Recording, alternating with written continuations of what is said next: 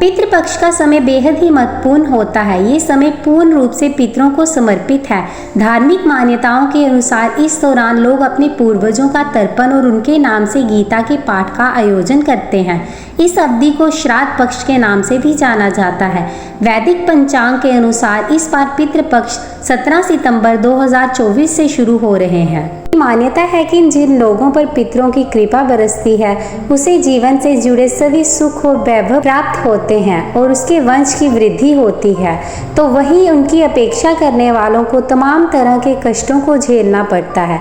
गरुड़ पुराण के अनुसार जो व्यक्ति श्रद्धा के साथ पितृपक्ष में अपने पितरों के लिए श्राद्ध करता है, पितर उनसे प्रसन्न होकर उसे लंबी आयु, संतान सुख, वैभव, धन धान्य, मान सम्मान आदि सभी प्रकार के सुख प्रदान करते हैं।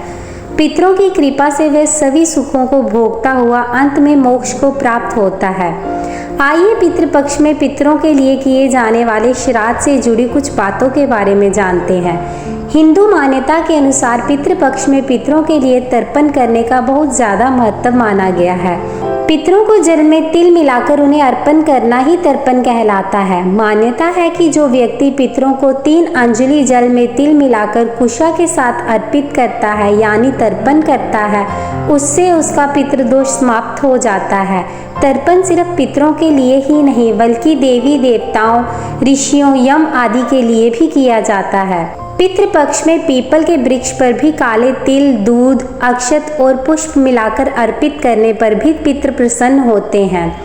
पितृपक्ष में पितरों के लिए किए जाने वाले श्राद्ध का संबंध श्रद्धा से है, इसलिए उनके लिए जब भी श्राद्ध करें तो तन मन से पवित्र होकर करें और इस दौरान भूलकर भी तामसिक चीजों का सेवन ना करें। हिंदू मान्यता के अनुसार पितृपक्ष में श्राद्ध के लिए सबसे उत्तम समय दोपहर के 12 से 1 के बीच का होता है, इसलिए श्राद्ध कर्म को इसी दौरान करने का प्रयास करें। पितृपक्ष में दान का बहुत ज़्यादा महत्व माना गया है। ऐसे में पितृपक्ष में अपने पितरों की तिथि पर अपनी सुविधा के अनुसार किसी भी दिन किसी सुयोग्य ब्राह्मण अथवा जरूरतमंद व्यक्ति को अपने सामर्थ्य के अनुसार दान अवश्य करें। पितृपक्ष में काले तिल का दान, गोदान, अन्न दान आदि का बहुत ज्यादा महत्व माना गया है। हिंदू मान्यता के अनुसार पितृपक्ष में जब कभी भी आप पितरों के नियमित श्राद्ध करें, उनकी फोटो को हमेशा घर की दक्षिण दिशा में लगाएं और उनका पुष्प चढ़ाकर पूजन करें तथा जाने अनजाने की गई गलती की क्षमा भी मांगे तथा जीवन में मिले सभी सुखों और आशीर्वाद के लिए उनका आभार प्रकट करें। पितृपक्ष में कभी भूलकर भी पितरों की आलोचना ना करें।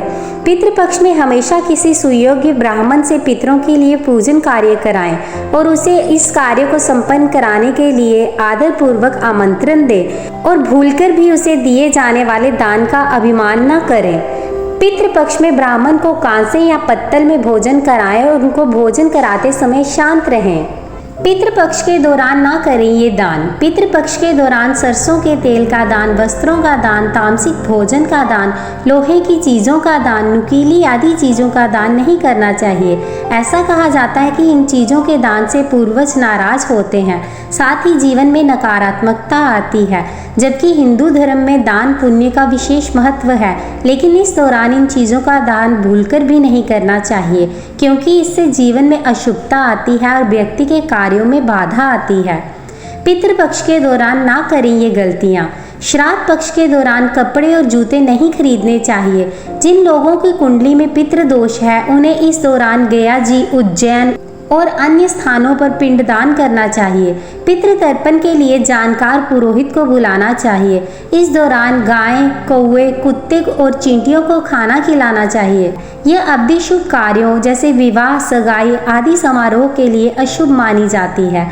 इस दौरान तामसिक गतिविधियों में शामिल नहीं होना चाहिए।